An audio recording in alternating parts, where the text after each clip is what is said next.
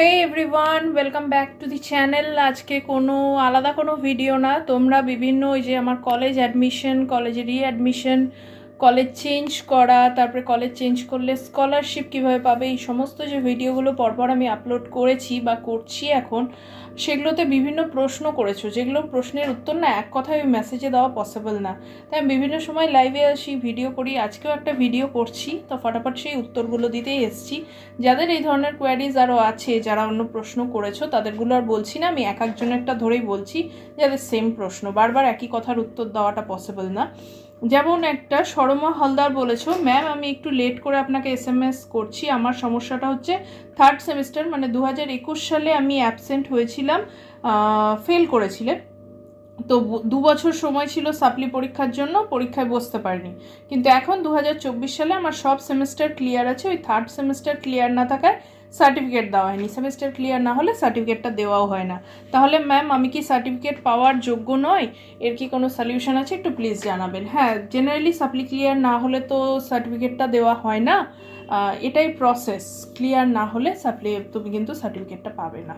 ঠিক আছে, তাও তুমি একটু কলেজে কথা বলতে পারো, অফিসে কথা বলে দেখো, বাট সাপ্লি ক্লিয়ার না হলে তুমি পাবে না। আচ্ছা, আর হচ্ছে ম্যাম 2024-এ HS এক্সাম দিয়ে CUN আন্ডারে একটি কলেজে অ্যাডমিশন নিয়েছিলাম, আমার রেজিস্ট্রেশন হয়ে গিয়েছে, কিন্তু আমি সাবজেক্ট এবং কলেজ দুটোই চেঞ্জ করতে চাই। এই ইয়ারটা ড্রপ দিয়ে নেক্সট ইয়ারে আমি কি নতুনভাবে অ্যাডমিশনের জন্য ফর্ম ফিল আপ করতে পারবো? এর জন্য কি প্রসিডিওর আছে? আমি ফার্স্ট সেমিস্টারের স্টুডেন্ট, তাহলে কি আমার কোনো মাইগ্রেশন সার্টিফিকেট লাগবে? অবশ্যই। নেক্সট ইয়ারে নতুনভাবে অ্যাডমিশন নেওয়ার টাইম, নতুনভাবে অ্যাডমিশন না, তুমি তো চেঞ্জ করতে চাও, তো 1 বছর কেন ড্রপ দিয়েছিলে সেটা দিয়ে তুমি কলেজ আর সাবজেক্ট দুটোই চেঞ্জ করতে চাইছো, সেটা কিভাবে করবে? আমি একদম নিউ কলেজ গাইড কদিন আগে হ্যাঁ, তো জাস্ট ভিডিওটা কেটে গেল একটু, বলছি যে আমি জাস্ট তুমি কলেজ আর সাবজেক্ট দুটোই চেঞ্জ করতে চাও, কিভাবে করবে টোটাল প্রসিডিওরটা ওই নিউ কলেজ গাইড বলে আমি কদিন আগে 2-3 দিন আগে একটা ভিডিও দিয়েছি, সেটা ডিটেলে দেখো। সেটাই, নতুন করে ফর্ম ফিল আপ করা, অ্যাডমিশন ফর্ম নেওয়া, এটার কোনো দরকার নেই, ওটা নিলেই তুমি পারবে, ওই ভিডিওটা দেখো তাহলেই হয়ে যাবে।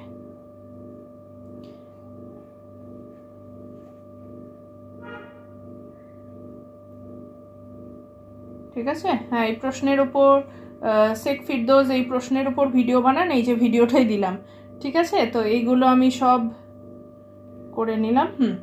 তো এটা তোমরা দেখে নিও, আশা করি তোমাদের হবে। ম্যাম আমি ক্যারেক্টার আচ্ছা, মিস বিভা মণ্ডল, ম্যাম আমি ক্যারেক্টার সার্টিফিকেট নিই নাই, তাহলে কি কোনো প্রবলেম হবে? যদিও আমার এখন অ্যাডমিশন হয়ে গেছে, রেজিস্ট্রেশনও হলো না, ওটা ক্যারেক্টার সার্টিফিকেট লাগে যখন নিউ অ্যাডমিশন নাও, তখন যখন তোমার দেখতে চাইনি এবং লাগেনি, এবং তুমি পড়ছো ফার্স্ট সেমিস্টার থেকে পড়ছি, সেকেন্ড ইয়ার অ্যাডমিশন আচ্ছা চেঞ্জ করলে,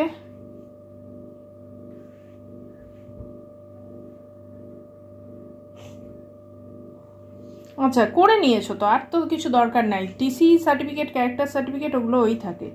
ভর্তি হই এবং একটা ইন্টারনাল এক্সাম দিই, কিন্তু আর কোনো এক্সাম দিইনি, তাহলে কি এখন open university Yuji course complete করতে পারবো?